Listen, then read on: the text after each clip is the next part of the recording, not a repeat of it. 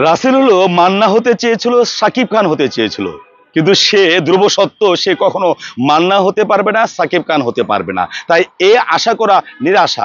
সে পার্শ্ব অভিনেতা হতে পারে, সে মুস্তফা ভাইয়ের মতো অভিনেতা হতে পারে, সে রাজীব ভাইয়ের মতো অভিনেতা হতে পারে, সে কখনো সাকিব খান হবে না, কখনো মান্না হবে না।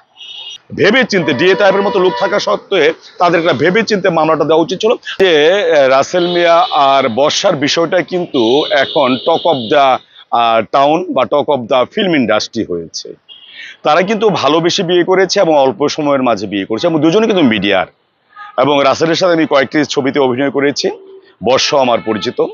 তারা খুব অল্প সময়ে সিদ্ধান্ত নিয়ে তারা বিয়ে করেছে। পরবর্তীতে একটি অডিও ভাইরাল হয়, তার কাছে টাকা চাওয়া হয়। পরবর্তীতে আরো কিছু ঘটনা ঘটে, তাদের মধ্যে মীমাংসা হয়ে যায়, অস্বীকার করে। পরবর্তীতে আরেকটি ঘটনা ঘটে, এখন মামলা হয়েছে এবং হাজতে আছে রাসেল মিয়া। আমার কেন জানি মনে হয় তাদের মাঝে যে মামলা পর্যন্ত গিয়েছে, এটা এক সময় আপোষ হয়ে যাবে, এক সময় মীমাংসা হয়ে যাবে, এক সময় তারা আবার সংসার করবে। এখন বলতে পারেন যে এই কথাটি কেন আপনি বলছেন। আমি এ কারণে বলছি, রাসেল আমার স্নেহধন্য এবং বর্ষা আমার একজন প্রিয় মানুষ। যখন তাদের মধ্যে প্রথম ভিডিও অডিওটা ভাইরাল হলো, তখন আমি রাসেলকে টেলিফোন করলাম। সাথে সাথে রাসেল টেলিফোন ধরে বলল, আপনি বর্ষার সাথে আলাপ করেন। আমি বললাম, তুমি কিভাবে ভাবলা যে আমি তোমাদের দুজনের বিষয় নিয়ে কথা বলবো? আপনি নিশ্চয়ই এই বিষয়ে আমাকে। হ্যাঁ। বর্ষা বলে, ভাই আপনি তো ওই কথাই জিজ্ঞেস করবেন, আসলে এটা আমাদের কথা না, এটা রাসেলের গলা নকল করে কেউ এটা করেছে, নাহলে আমরা দুইজন একসাথে আছি কেন? এবং আমি যদি বলতাম তাহলে বর্ষা চৌধুরী তো আমি সরাসরি লাইভেই বলতে পারতাম, আমি তো লাইভে বলি নাই। এটা একটা ভুল বুঝাবুঝির সৃষ্টি হয়েছে। আমার ভালো লেগেছে যে এটা মিথ্যা হলে আমি বেশি খুশি। আমি মিথ্যা হলে আরো বেশি খুশি হতাম যে আমি যে শুনেছি মামলা হয়েছে, রাসেল হাজতে গিয়েছে, এই কথাটি মিথ্যা হতো যে না, মামলা হয়নি, রাসেল হাজতে যায়নি, ইও সংক্ষুব্ধ হয়নি বর্ষা চৌধুরী, তাহলে খুশি হতাম। তাহলে এখান থেকে বুঝে নেওয়া যায় তাদের মধ্যে হয়তো বা আবার মিল হতেও পারে। তবে আমি কারো পক্ষে বিপক্ষে বলবো না। রাসেলের একটা আকর্ষণ আছে চলচ্চিত্রের নায়ক হওয়ার পক্ষে, আর সে অভিনয় করতে চায়, এবং তার কথাবার্তায় পরবর্তীতে ইদানিং যে বর্ষা তার কাছে সিনেমা চাওয়ার জন্য, করার জন্য সে নায়ক হবে, তার কাছে টাকা চাওয়া হয়েছে। হেলেনা জাহাঙ্গীরও তাকে নিয়ে সিনেমা বানিয়েছে, ভাইয়ারে বানিয়েছে, ফখরুল ভাই তাকে বানিয়েছে এবং তাকে চাপ দিয়েছে। এখন কেন যেন মনে হচ্ছে যে কথাটা তারা মিথ্যা বলে আমাকে বলেছিল সেটাই সত্য। তাহলে তার নায়ক হওয়ার ইচ্ছা আছে। তবে আমি একটা বলবো, বর্তমানে কিন্তু সিনেমা দেখে নায়ক নায়িকার প্রধান। আমি যদি নায়ক হই বা আমার চেহারা খুবই সুন্দর এবং আমার 25 বছর বয়স, আমি কিন্তু সাকিব খানের সাথে বা আমি আরফিন শুভর সাথে অথবা সিএম এর সাথে, এদের সাথে কিন্তু আমি টক্কর দিতে, রোশনের সাথে আমি টক্কর দিতে পারবো না। তখন কিন্তু হেলেনা জাহাঙ্গীর আর আমি সিদ্ধান্ত নেই, এবং হেলেনা জাহাঙ্গীর আমার ছোট বোনের মতো, এবং সে আমাকে বলে যে আপনি আমার উপদেষ্টা থাকবেন, আমরা 10টা সিনেমা তৈরির একটা প্রকল্প নেই এবং সম্পূর্ণ ফাইন্যান্স করবে হেলেনা জাহাঙ্গীর। আমি তার সাথে প্রধান উদ্দেশ্য থাকবো, যেহেতু আমি দীর্ঘদিন ধরে চলচ্চিত্র আছি। 351টা সিনেমা আমার এই পর্যন্ত মুক্তি পেয়েছে, 2000 নাটক এ পর্যন্ত প্রচার হয়েছে।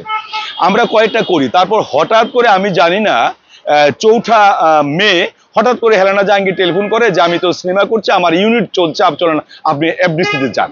আমি এফডিসিতে গেলাম। তারপর যাই দেখলাম একটা রাকিবুল ইসলাম রাকিব ভাই আছে, সে একটা ইউনিট নিয়ে ডিপজল ভাইয়ের শুটিং স্পটে যাচ্ছে, সেখানে শুটিং করবে।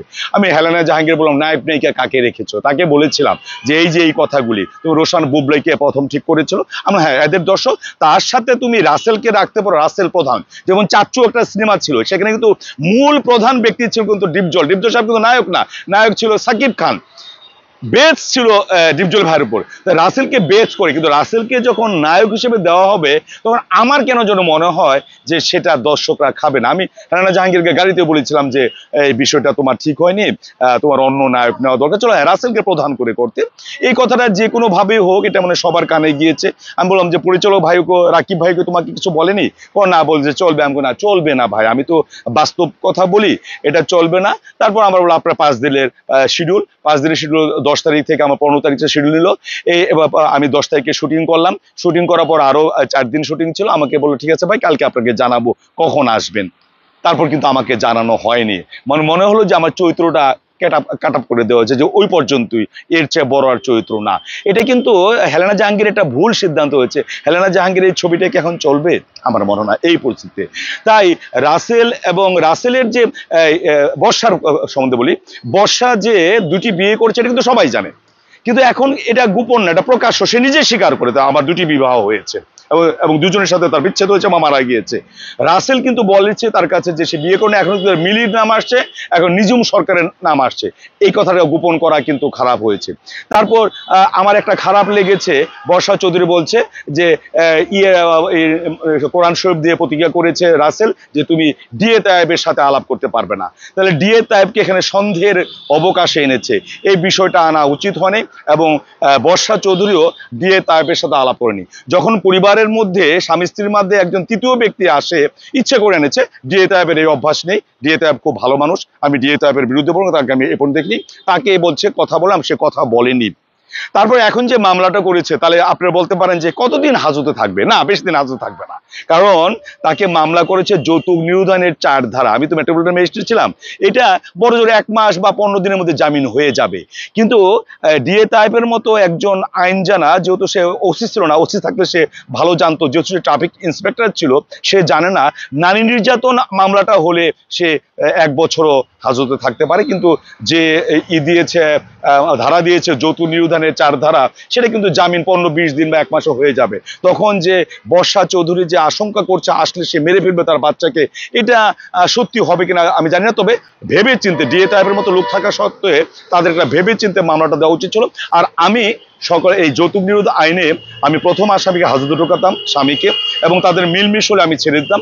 আমি আশা করব তাদের মধ্যে মিলমিশ হয়ে যাবে, তাদের মাঝে যে ভুল বোঝাবুঝিতে সেটা অপসারণ হবে, অপসারিত হবে, এবং তারা আবার সুন্দরভাবে সংসার করবে। তার বুঝা একটা ধাক্কা খাওয়া দরকার ছিল, রাসেলের ধাক্কাটা খেয়েছে।